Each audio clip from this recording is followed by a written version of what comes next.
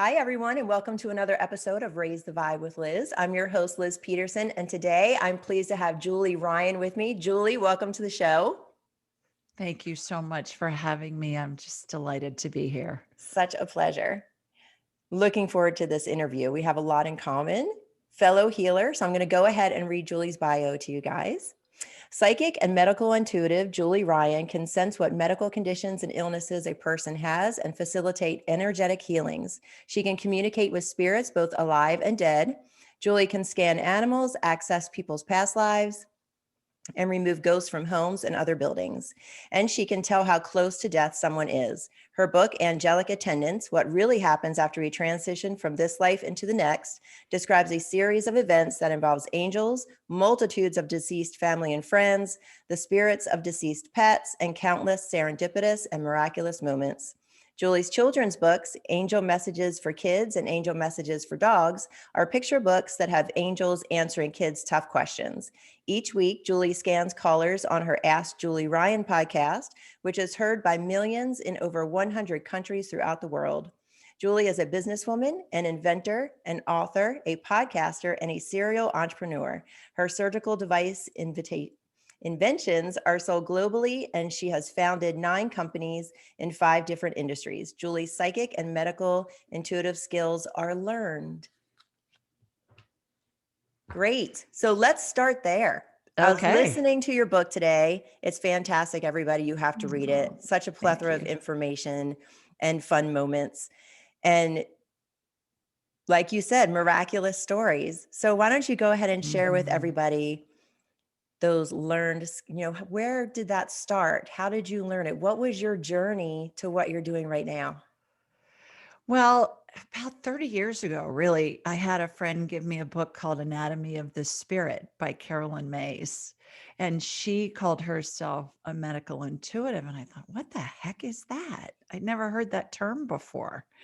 And I read her book and enjoyed it. And I had been in the medical supply industry my whole career and was my whole career, even when I had companies in different industries going simultaneously. And as you mentioned, I'm an inventor of surgical devices. So I thought, what's a medical intuitive?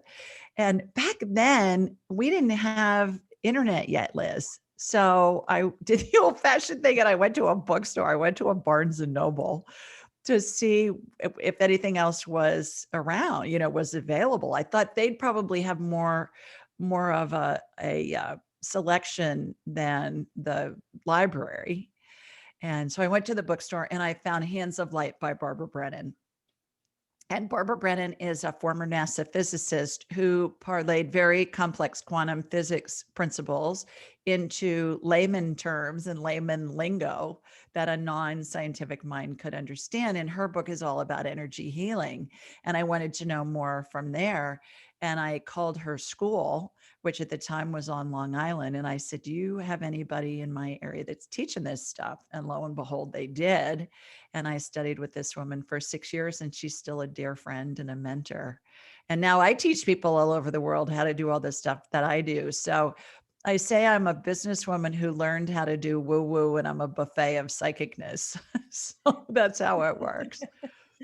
That's awesome. And I loved your journey because it's really akin to mine. I too, in my early 20s, found Carolyn Mace, Barbara Brennan, Rosalind Brer.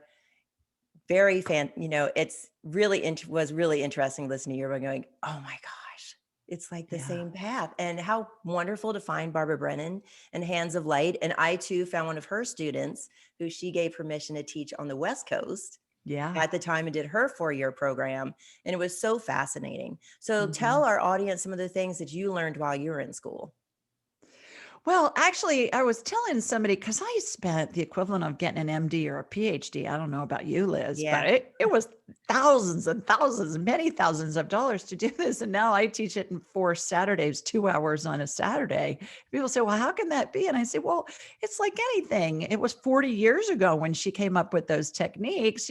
Fast forward 40 years, it's kind of like we used to use carrier pigeons to communicate. And then we used horseback riders, and then we went to the mail, and now we have the internet and the computers and everything. It just advances. And so I learned about energy fields. I learned about this was primarily about healing things. And what Mhm. I found and experienced and what I teach my students now from all over the world is you connect to spirit, and then you can take it anywhere you want. We can scan you medically, do an energetic healing. We could talk to your dead grandma. I can scan your cat. We can do past lives. It's a blast because it's spirit working through me and with me. Same with you. And people say, you seem like you have so much fun doing this stuff. And I said, well, it's because it is fun. It's based in love. And, spirit is fun. Spirit is based in love, and it's joyful and it's fun. And I don't worry about editing any information I get because I believe whatever I get, I'm supposed to share. I'm just the conduit, spirit working through me and with me. Yes, I agree. I resonate with that. So when you say scan, can you describe to our audience what you mean? Sure. Yeah. I close my eyes, I raise my vibrational level to the level of spirit because we're all spirits attached to a body having a human experience. I'm sure all of your listeners have probably heard that before. And so I raise my vibrational level, I turn it on and off at will. Don't walk around scanning people because I don't think that's ethical. And I close my eyes and I watch a laser beam come from my head. I live in Birmingham, Alabama. So it's going to go directionally wherever the person is, if they're somewhere in the US or if they're abroad. I mean, people say, well, do I need to be in a certain place? I say, you could be on Mars. I don't care. I mean, my energy laser beam is going to find you. And then I have a hologram of them in my mind's eye. And it's as if I'm looking at an x ray or a CT scan or an MRI. And then three things happen very quickly. Number one, something's identified. Immediately thereafter, Liz, there's some type of energetic healing that will begin that can take the form of something getting added, something getting removed. I watch procedures all the time that emulate what I saw in operating rooms for decades when I was in there, you know, trying prototypes of new inventions and training surgeons and training reps and stuff like that. Sometimes I see healings that utilize methodologies and devices that haven't been invented yet. But I'm very descriptive with what I'm seeing in my mind's eye because my client, whether it's somebody who's called into my weekly radio show, I have a syndicated weekly radio show that we remove the commercials and release as a podcast as well. Whether it's somebody who's called into the show or whether I'm working with a private client, I want them to be able to envision what I'm seeing or at least get a sense of it, because if they can, it's going to help integrate the healing into their body. And then the third thing I do is I look at what I call their energy field membrane. And that's the container that holds the energy that makes up our body and our spirit. And it reminds me of really thin, stretchy saran wrap, the kind that you'd see on a tray of chicken breasts from the grocery store. That stuff's thinner than maybe the Glad wrap in the box that's in our kitchen drawer. And when there's a tear or hole in that, it's allowing an energy leak. Energy leaks always precede any kind of medical condition. And they're caused by an emotional event, which in turn causes an energy block. A la Eastern medicine, acupressure, acupuncture, clear the block, get the chi to move, that whole concept. So I'll envision myself going into that terror hole and I'm shown a scene and I'm given what the year is. If it's past life, I'll be given where it was, when it was, and then we'll correlate it with their current life. As soon as we illuminate it, it eradicates the block, allows that membrane to heal, allows the body to go back to working on full power, which enables the body to heal and maintain health. So at the end of the day, I don't believe I heal anybody. Nobody heals anybody. Hang on, my battery's running low of my computer. I forgot to plug it in. Sorry about that. I'm glad I got a Okay. notice on that. Holy Moses. There we go. No, there we're back. I think of myself as like a tugboat captain. You're the ship and I'm going to guide the ship into the harbor safely. And because no doctor, no surgeon, no medical provider, no energy worker is going to heal somebody else. It's all there. We're guiding people to heal themselves. And it's always our spirit's prerogative to utilize a healing or not to help facilitate whatever it is we're exploring in this lifetime. So that's my take on it. Wonderful. That's a great description. And I love how everything that you did in the beginning led up to what you're doing now, like all of those Right. inventions and working in the medical field in a way Yeah. around it. gave you all of the knowledge needed to be able to really look within and see what you needed to see. Well, and I talk in analogies a lot because it gives our human minds a frame of reference for all this woo-woo stuff. And my analogies sometimes are really hilarious. Like I may tell you a body part looks like a bowl of whipped cream or something crazy like that, but it's just so you can get a quick visual. And an analogy I use for all of this is imagine going to the pet store and buying a goldfish.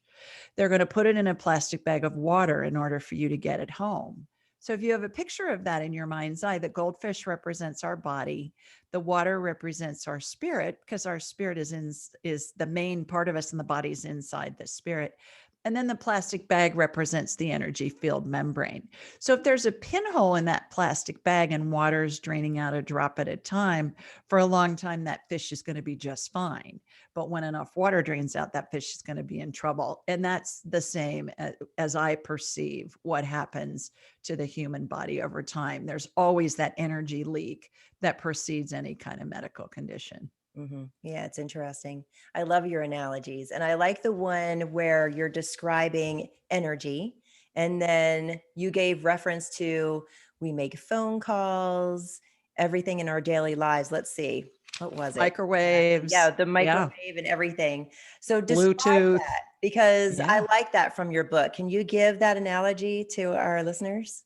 Yeah, well, we all think we've become so proof based. We want to see proof of everything to make sure that it's really happening. Well, how many of us have satellite TV? Well, can you see the energy that's coming from the satellite to your dish on top of your home? That's powering your TV. Can you see how that works? No. Do we need to know how it works? No. We just want to know that it works. Same with microwaves, same with, cell phones. We're talking via Wi-Fi and how fabulous is that we have access to people all over the world through this technology. And as a result, we don't understand how the energy healing and how being able to connect with spirit and communicate with deceased loved ones works, but we know that it works because we get validation Mm, for it. yes. And then when you're scanning someone and you're looking at all these things, how do different illnesses show up in the body for you? Well, it's like I'm a human MRI. I can see broken bones, torn ligaments. They look like what they look like on the x-rays or the MRIs. Uh, Cancer looks to me like black spots that you'd see on the side of a dairy cow. A white dairy cow looks like somebody threw a glob of black paint on the side of them. It's just splotches. And when I see it in multiple places throughout the body, it's metastasized. Depression looks like gray fog over the frontal lobes of the brain. Inflammation looks like red fog. Anti-inflammatory energy looks like kind of a royal blue color to get it calmed down. I mean, I see pretty much any kind of illness, and it looks to me like it looks on the scans that you'd get at the doctor's office. So I believe the work that I do very much complements Western medicine and even Eastern medicine for that matter. Uh, and it's a facilitator.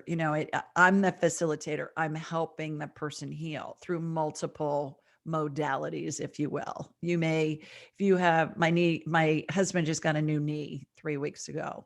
So his modalities are he's doing physical therapy, right after surgery, he was on medication. He had the surgery and I'm zapping on him, and my graduates are zapping on him so energetically. So his surgeon's so funny, Liz. Every time we see him, and this is his second knee in 4 months. I tease Wow. him and I say, I'm glad you're out of knees. I'm glad you're not a caterpillar with like 18 knees. And, but the surgeon says to me every time I see him, he'll say, can you go home with all my patients? I'll say, no, sorry. I got enough with this one. Right. But he's read my book. So it's given him a new understanding of the energy medicine component or the energy healing component that can facilitate his patient's healing. Wonderful. Oh, I wish more physicians would do that. That's fantastic to merge the two. That Well, was I have a lot of physicians send patients to me from great. all over the country. Yeah, and even abroad. Awesome. Usually when they can't figure out what's going on with them, they'll Right. say, go talk to this woman, see if she can help you. Nice. That's fantastic. I Yeah. love that. Yeah. And I have physicians as clients, and I have physicians who are graduates of my class too, all over the world. Wonderful. Yeah. So there, and other medical providers too, nursing professors, nursing physical therapists, other medical providers, among lots of other uh, careers that people have when they're studying this stuff. Like you and I, Mhm. we had other interests when we were led to it. And we just did it because it was interesting to us primarily. Yes. Oh, that's wonderful. Oh, I'm like living for the day to where it's just merged completely. And it's just Yeah. part is taught, taught as part of the curriculum. That's awesome. We're getting there. That's a sign we're getting there. Right. Well, and I do a lot of work with families who have a loved one who's dying, Hmm. and I can identify how close to death a person is. I've coined this 12 phases of transition, which you're listening to in my book. Thank you Yes. for listening to it. And there is university-based research that corroborates now and validates everything that I talk about from the spiritual side of the equation. And there's an MD PhD named Dr. Chris Kerr, Kerr, that's at Hospice Buffalo, and he studied 1,400 hospice patients who 88% of them report that they see in visions or dreams their deceased loved ones and spirits of deceased pets as they're approaching death. And that's what the 12 phases of transition is all about, how we're surrounded by angels and deceased loved ones and deceased pet spirits. And so it's great when science catches up with woo woo, Yes. is what I told him. Definitely. And Yeah. you really do go from birth to that to death. So Oh, let's yeah. dive into the death process and share a little bit about those 12 phases of transition. Well, again, we're all spirits attached to a body having a human experience. And back to my goldfish example, the goldfish is the body inside the water, and the water represents the spirit. So the spirit's the main part of us. And I think people have been able to see the spirit since the beginning of time. It's oftentimes a religious figure will be depicted with a halo around their head or around their whole body. That's their energy field. It's their spirit aura, that kind of stuff. It's all the same thing. So when somebody is dying, their spirit, it separates from the body and it attaches to the top of the head, and it looks like a bubble that you'd see in a cartoon caption where the cartoon character's words or thoughts are. And as they progress, deceased loved ones come in, the mother energy, the mother spirit on the maternal line, whoever's the closest maternal spirit to the person who's dying, they run the show from the spirit world, which I thought was fascinating. The first time I saw all of this was when my own mother was dying in 2002. Mhm. And in the middle of it, and my family knew I did some kind of woo woo thing, but they didn't really know what it was, let alone how handy it would be in this situation with my mom. And I was watching all these different phases unfold. And at times I was questioning, am I losing my mind? Am I going through a midlife crisis? I mean, what am I doing here? I know I'm losing my mother, but still. And I've seen it so many times since that, yeah, it's all been corroborated. But the female spirit, the closest one on the maternal line. So if the patients, let's say patient, if the person who's dying, if their mother's still alive, it's going to be their maternal grandmother. If she's still alive, it's going to be her mother, the patient's maternal great grandmother, and on, down the line. And they bring in the angels, they bring in the other deceased loved ones, the pet spirits, which fascinates me because before I saw this for the first time, I thought, well, it's God running it, it's angels that are directing it, it's, what is it? But it's the mother spirit, the maternal spirit, that is really running the show from the spirit world. And I think it's interesting too, Liz, that in many cultures, the Jewish culture is the one that comes to mind.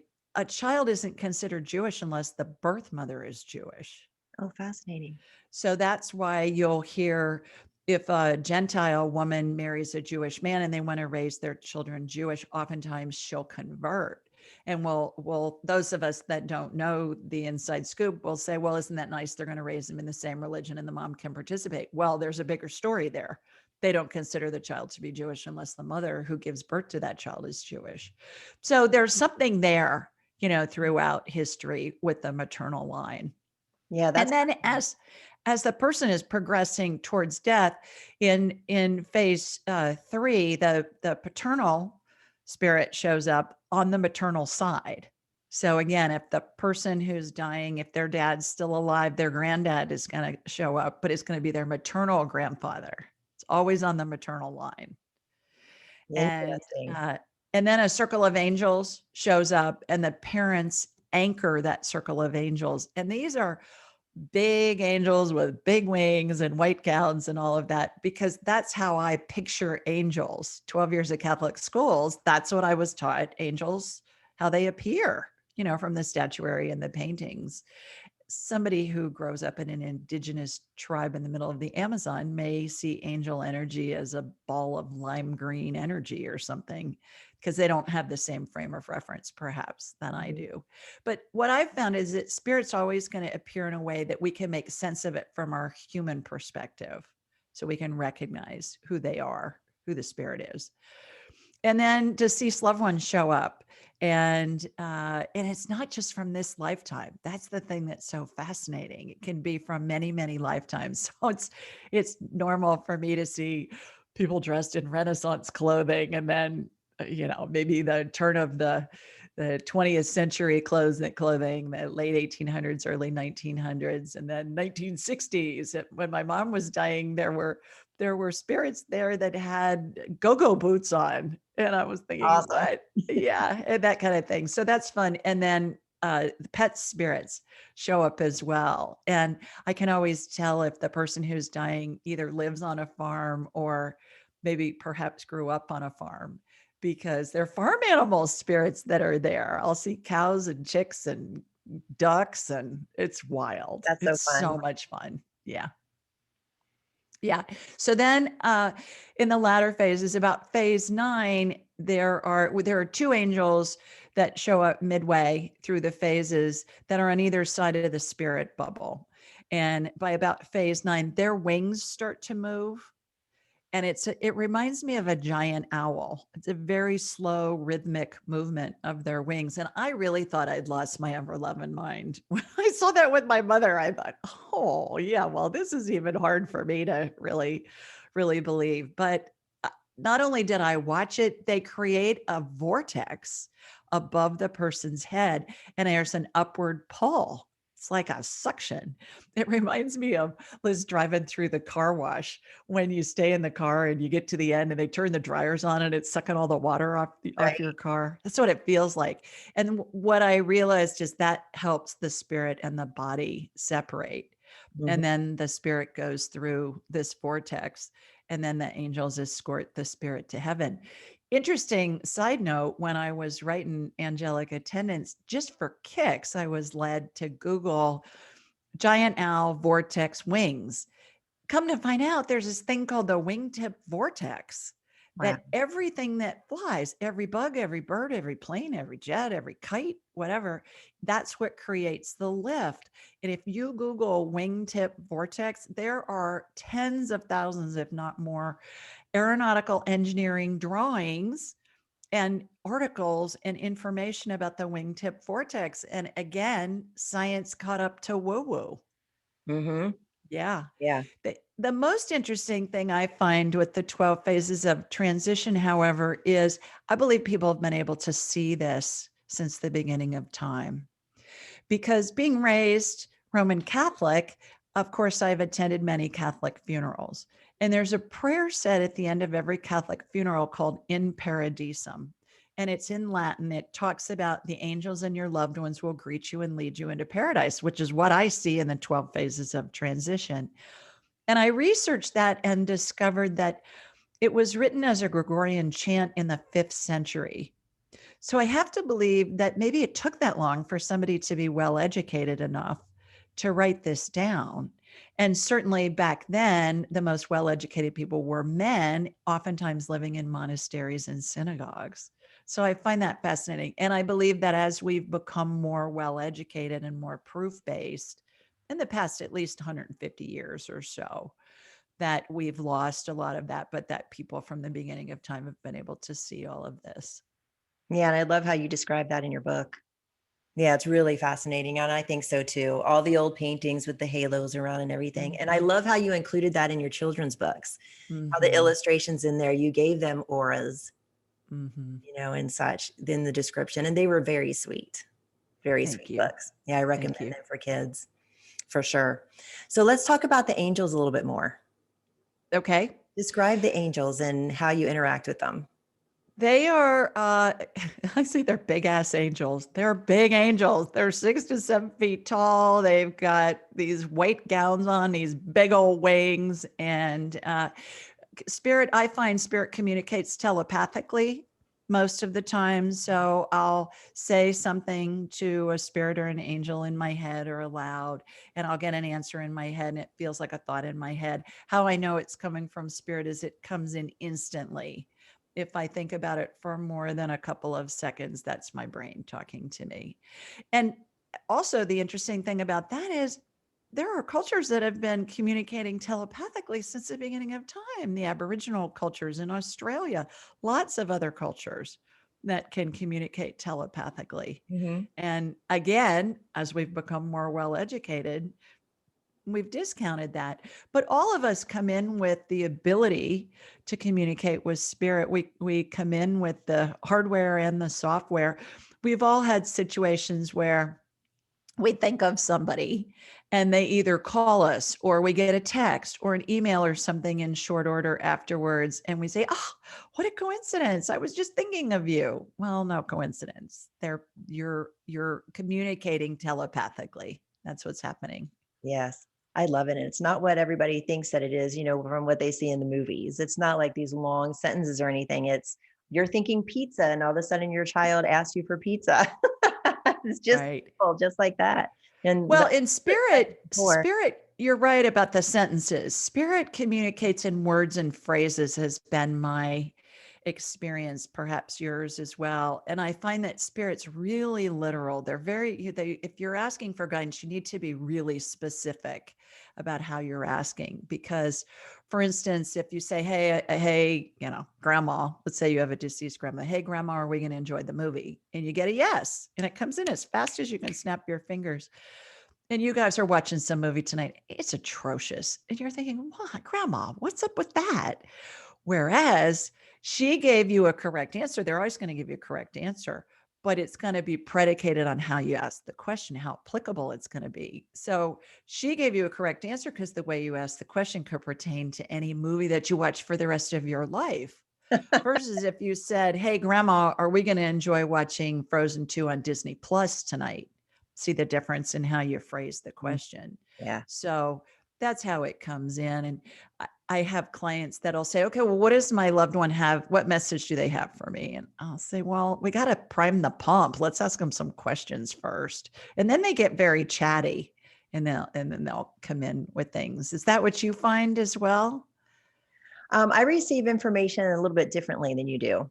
So it's not as clear. I receive coincidence, synchronicity, symbols, that sort of thing. Mhm. I'll hear something on a song or get the right Yeah. email or flip through a magazine and see it. Or now it's social media, like that perfect thing pops up or somebody sends me something. Yeah.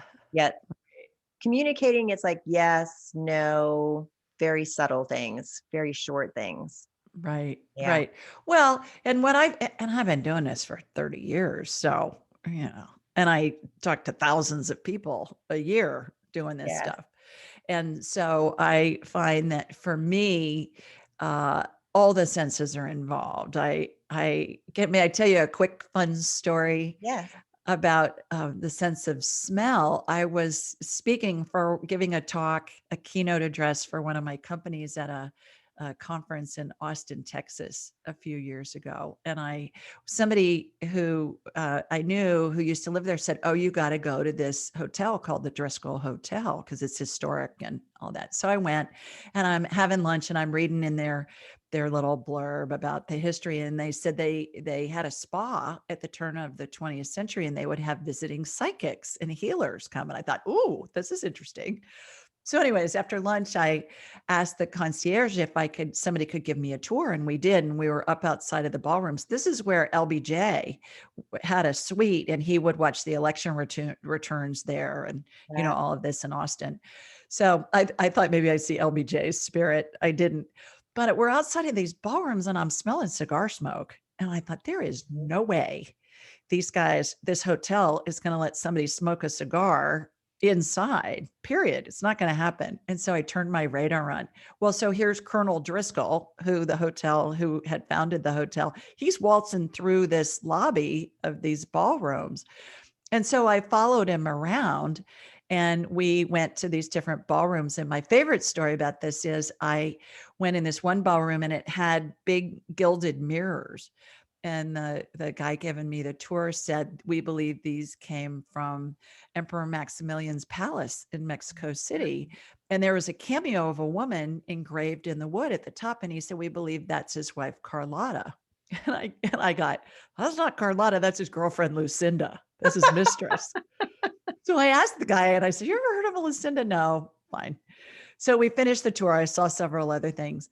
I leave there. I'm going to stop, to get a snack or something. I meet this woman in the parking lot. She's from the Historical Society. I said, oh, I was just at the Driscoll Hotel. She said, oh, it's haunted. I said, yeah, I saw a bunch of stuff. Long story short, she asked me to write an afterword for a book. So I did on the plane on the way home. And when I got back, I researched Emperor Maximilian, Carlotta, Lucinda. There were all these references about Lucinda being his mistress and Carlotta was his wife. And so I pulled in both spirits. I asked Carlotta and Lucinda to come in and they showed up in their ball gowns, their silk ball gowns and their jewels. And I said, whose cameos on those mirrors? And Lucinda said, it's mine. It was wild. So it's just, that's a fun story of all the things that you can do with this once you are able to connect with spirit. Yes. Even meeting this woman who's a publisher and this book had just gone to press and she wants me to write an afterword. So it's published in the afterword of this book on the Driscoll Hotel. You can't make that stuff up. It's too random. Fun. It is. And I love how you get the sense of smell too. I was at a workshop yeah. one time and I'm like, does anybody smell smoke upstairs? Nobody's smoking inside or outside or anything around. She goes, one of the participants is like, oh, that's my dad. He hangs out every now and then. Yeah, it's too fun. And then recently I was over at Pearl Harbor touring the museum there and the memorial, and that was interesting and really fantastic. Yeah. I've been there. I took my grandmother there and she was 85 at the time. I took her to Hawaii for her 85th birthday. I said, where would you like to go? Anywhere in the world? She said, I want to go to Hawaii. I said, all right. So we did. And we threw a lei into the bay and you know how they do that. She cried hard when we were there. And she told me that we were in Columbus, Ohio. That's where I grew up. That's where she grew up. And she said she remembered when Pearl Harbor was bombed. She said it was a warm day in Columbus and they just thought the planes were going to keep coming and come bomb them. I'd never seen her cry that hard. It was like, it's making me weepy just even thinking about it. It's moving. Yeah. Yeah. Oh, yeah. I cried my eyes out when I got off the little boat, touring it. And then, the spirit is still there. There were a couple, young men on the boat back with us. And, I'm trying to help a couple pass over, your family's waiting for you on the other side. And the most moving thing I heard was on the way back on the boat, he goes, I'm going home. no. Oh my gosh. I lost it when I tried to tell my friend who was with me. Yeah. Yeah. Yeah. Really moving. Wonderful. And the mental, the planes coming in, just because I get little movies in my head of what happened. Too. Right. It was intense. I call those instant replays. Yeah. Like when you're watching a football game and they do an instant replay of the touchdown or whatever the play has been. And it's the same thing. And that's what's so cool when you tap into spirit, because time doesn't exist in the spirit world. So you can go back and forward and whatever. The thing though about future events that I think most people don't understand. And so I try and reiterate this whenever somebody says, well, what's going to happen? I'll say, here's what I'm getting right now, but here's the caveat. Future events are fluid and there are about a bazillion variables that come in that can affect the outcome. Your free will, somebody else's free will, global pandemics, whatever. Right. And so what the information is that we get today may be different tomorrow, may be different next week or next month or next year. So true. Yep. Yeah, we're all threads in this tapestry, and just one different turn or one different decision can shift everything. Exactly. Yeah, so true. Yeah. I want to rewind a little bit from what you said about a few minutes ago, and having the people show up in the room with your mom and some of them in period clothing. So let's go into past lives a little bit and talk about how those impact our current lives, because I find that very fascinating, our past lives. Oh, there's so much fun to do too, because the information that we get oftentimes can be corroborated with historical data online, whether it be, and genealogists love past lives because, you give them a few little interesting points and they're off to the races looking at census records and tax records and burial records and things like that. So our spirits all have a frequency that we maintain throughout all of our lifetimes. And I teach that our heads are like big satellite dishes and they receive and they transmit frequencies. And so every spirit has a frequency. All we have to do is just think of somebody, whether we knew them or not, and their spirit immediately comes in. Who do you want to talk to? A deceased loved one, think of them, boom. Shakespeare, Mother Teresa, whoever, boom, they're right there. And then you can communicate with them. So, past lives, what I do it differently, of course, because I got to wipe some of these tears from the Pearl Harbor discussion here. Um, Past lives, I do it differently. I'm an entrepreneur. So, of course, I'm going to do things a little differently. I have my own way of doing things. I always laugh. I tell my husband I would be a terrible employee. I was an employee when I got out of college for a couple of years and then started my first company at 25 because I just am a bad employee. So, anyway, I envision myself in this endless hallway, really narrow walls, tall ceilings. The walls are lined with big square mirrors, and they're all lined up perfectly horizontally and vertically. And each mirror represents a different lifetime. So Mm. I'll envision myself in this hallway and we'll ask a question like, does Liz have any past lives that in which she was a healer and they're affecting her current life as a healer? And then the mirrors that correspond with that question will come out from the wall as if they're on a hydraulic arm. Oh, And then I'll say, and I always ask it that way because I want to see how many lifetimes there have been that are resonating with this question we're asking. And then I'll say, show me the one that correlates the most. And that one will come out the farthest. And then I'll envision myself walking into that mirror. And it's like I'm watching this scene in my head, like you had just mentioned. It's as if I've walked into a mini movie and I'm given what the year was, where it was, what was going on. And then we'll correlate it with what's going on. I'll say, okay, you were a shaman in Peru in 1232, and then I'll say, how does this resonate with Liz's current life? And I'll get, well, she's been led to do this and she's really interested in shamanism and she's really interested in the tribal elders and what the rituals are and what the history is and the history of healing in indigenous tribes. I just made that up, but that's how it works. And the stories are just endless. May I share one of my favorite ones with you? yes, please. All right. I have a client who is a flight attendant and she's Italian and she lives in Florida now and she works for an American airline.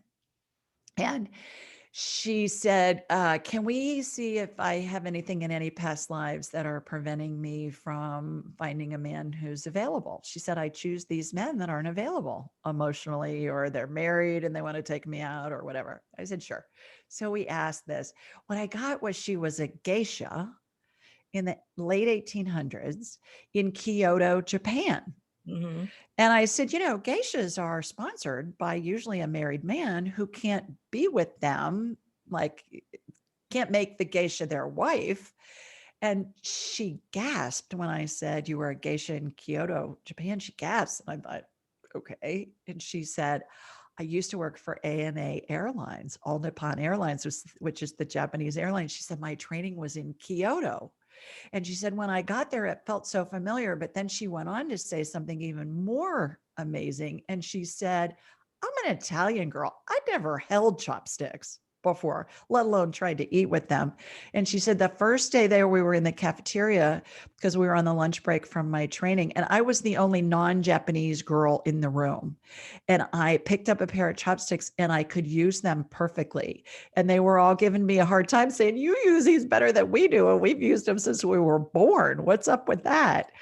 And she said, this makes sense to me now, how I knew how to do that. So that's just one fun story. And I always say, you can make this stuff up because it's just too, I laugh. I think if I could make all this stuff up, I'd be the next J.K. Rowling and have $1 billion empire from Harry Potter type books. So Too fun. That is amazing. How fun. yeah, fun story. That's great. Any more fun stories you can share with us? About past lives? Sure. Yeah. Another one, a client who's a retired CEO of publicly traded companies, big companies, thousands of employees, and he had cancer. And so when I was doing his energy field membrane repair, it was a past life, and it was from the late 1700s, and he was a British admiral. And we got his name, and we got that he was in charge of the Atlantic Fleet, and he was best known for there was some battle with the French. And I can't remember if the French were allies or they were battling the French. I can't remember. Anyway, so what we got was how it resonated with his current life was that he was very good at leading and very good at leading lots of people, very good at strategy, very good at all of that, not so good at receiving. And this cancer he had to receive from the doctors and his wife and his caregivers. And he was not used to that. He was used to being the boss, being the big boss, and dealing with Wall Street and all of that. So when we researched this admiral, sure enough, all the information was there. His name, that he was in charge of the Atlantic Fleet. Now, I don't know British naval history. I barely know American naval history, but all the stuff that we got was corroborated with the online historical data. So two very different stories, but happens all the time, all the time. I another fun story of talking with spirit that's just came to me, so I'll share it if we have time. Definitely. I was working with a client whose parents had died in quick succession with each other, and she said, I have their ashes and I don't know what to do with them. We never talked about what they wanted me to do with them. And so we had both parents on like a conference call, a galactic conference call, the spirits, and they're talking to me and I'm talking to the daughter and we're going back and forth. And the spirits said, we want our ashes spread in Yosemite. And this girl burst into tears. And I thought, oh my, have I offended her? And she said, that's where they were married. Oh, And she lived in Kansas or someplace like that.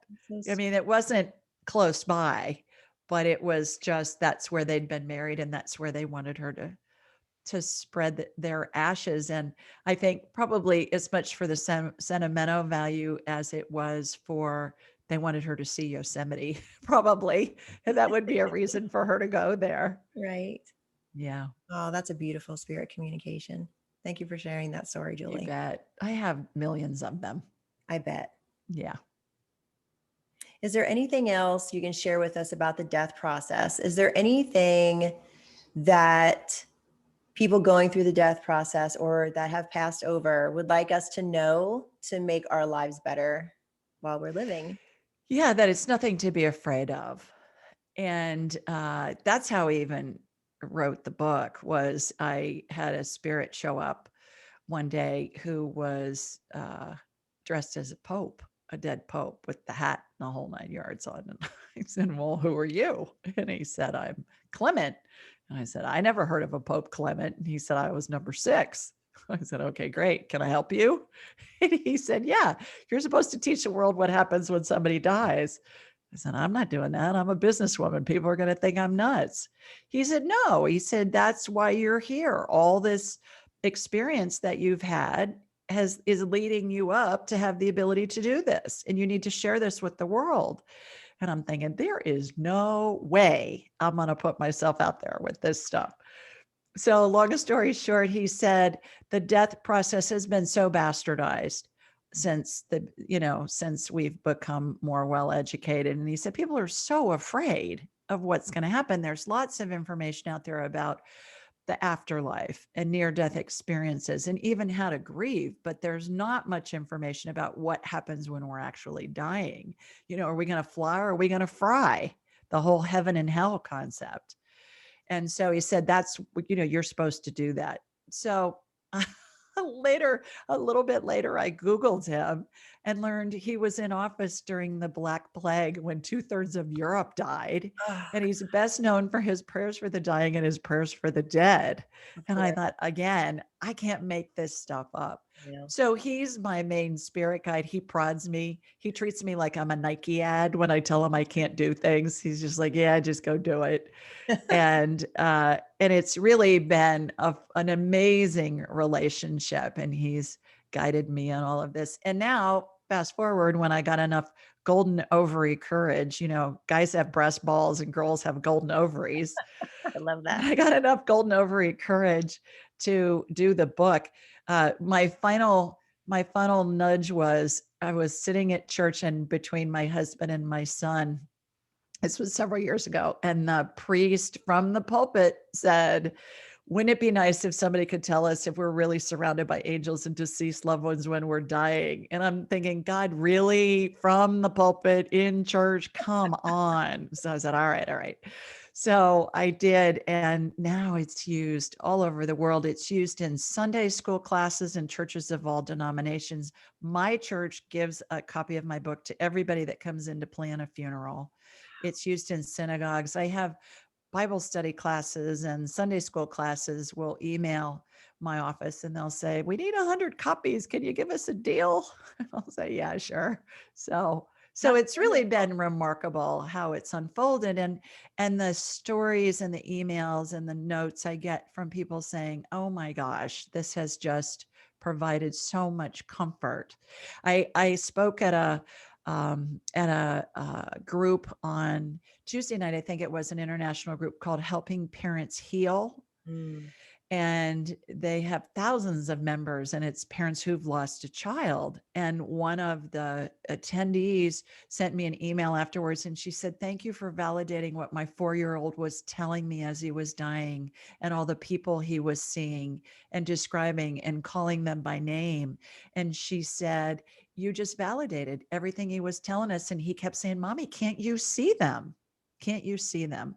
And that's what Dr. Kerr's book validates as well. So there's way more going on than what we can perceive with our human senses. mhm. If there's one thing in your book that you would like listeners to know, what would that be?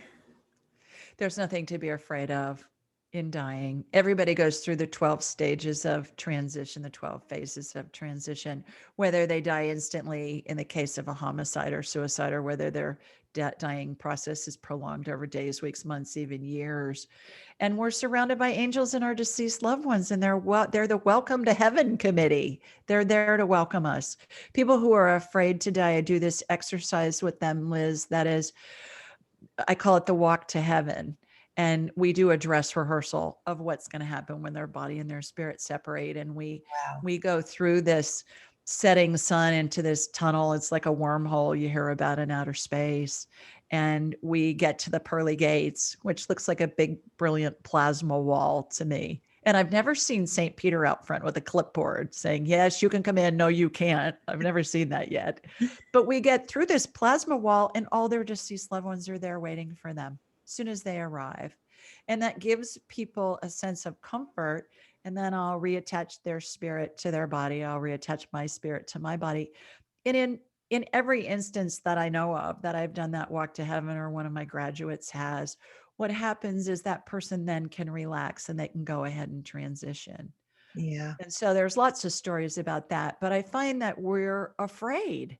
We're afraid because, like Pope Clement said, it's been bastardized, not only Mhm. by cultures and religions and civilizations, but certainly by the movies and books and, all of that, the whole evil spirit thing and all of that is all, it's all fabricated, and it's Wow. been put in place to control the masses throughout the ages by countries and civilizations and religions.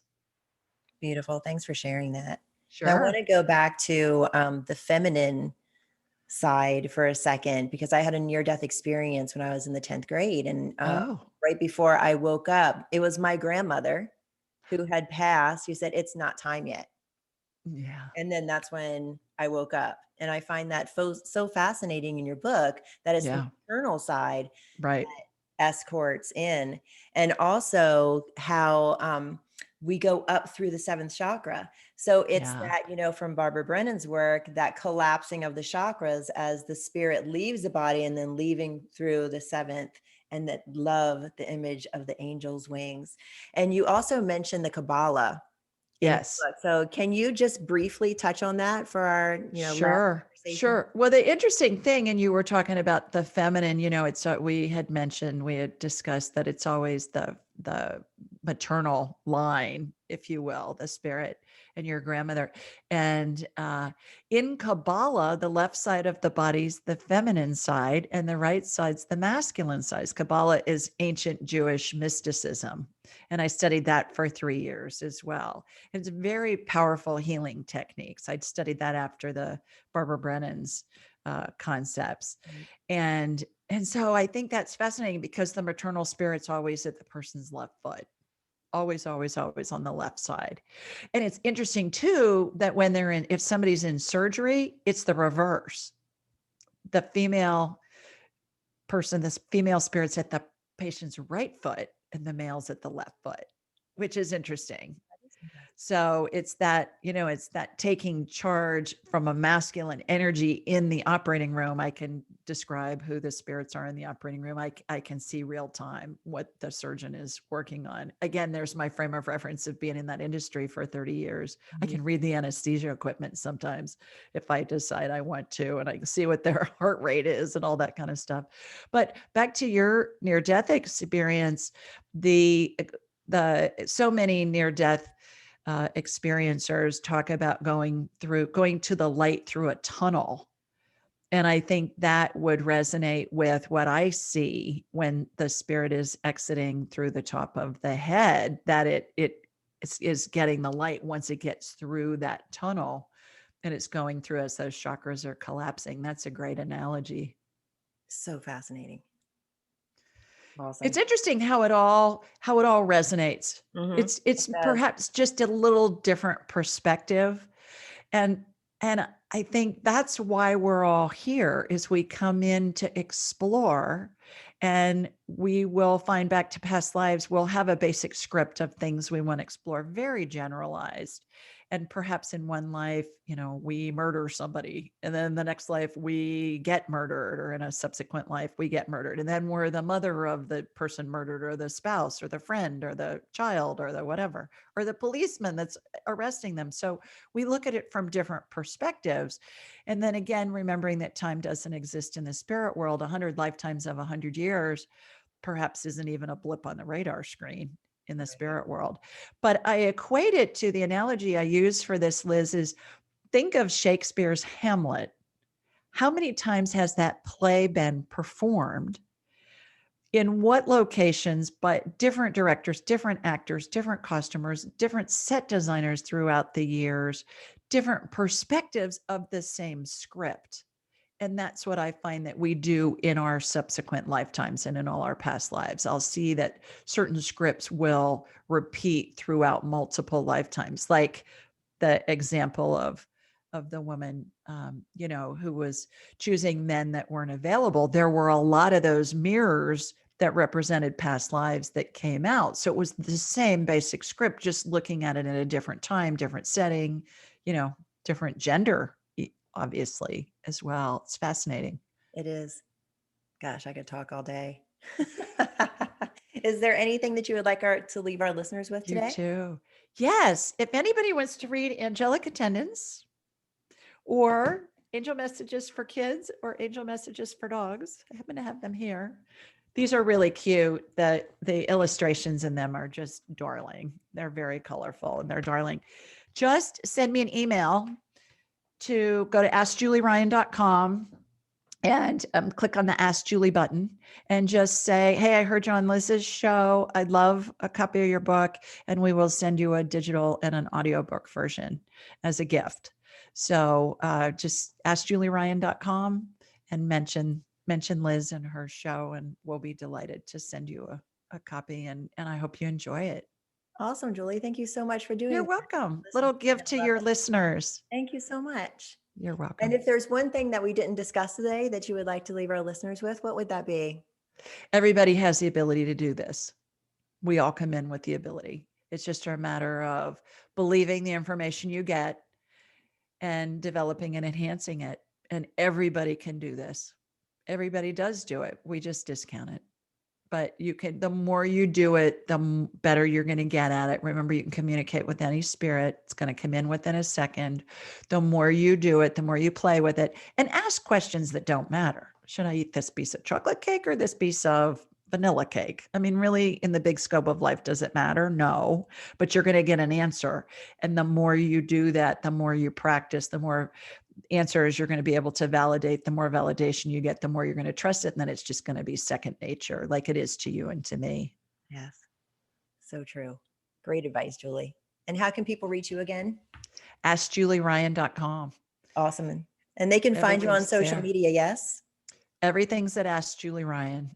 Ask Julie Great. Ryan. My show is a 2-hour call-in show every Thursday night. So people call from all over the world, and we do medical stuff, we do pet stuff, we do love life stuff, we do whatever. It's a blast. We have so much fun. And that's distributed anywhere you get podcasts and also on YouTube and Alexa. So Great. everything's under Ask Julie Ryan. Fantastic. Thank you, Julie. Thank you. Great. Lovely having you. Everybody look up Julie and find her. Julie, it's been amazing. Thank you so much for joining me here on Raise the Vibe with Liz. Oh, my pleasure. Sending you lots of love from Sweet Home, Alabama. Awesome. And thank you everyone for joining us. And again, you can find me on Instagram, Facebook, and YouTube at Raise the Vibe with Liz, and my website at Liz's Healing Touch. Have a great day, everybody. And remember to get out there and raise the vibe. Bye.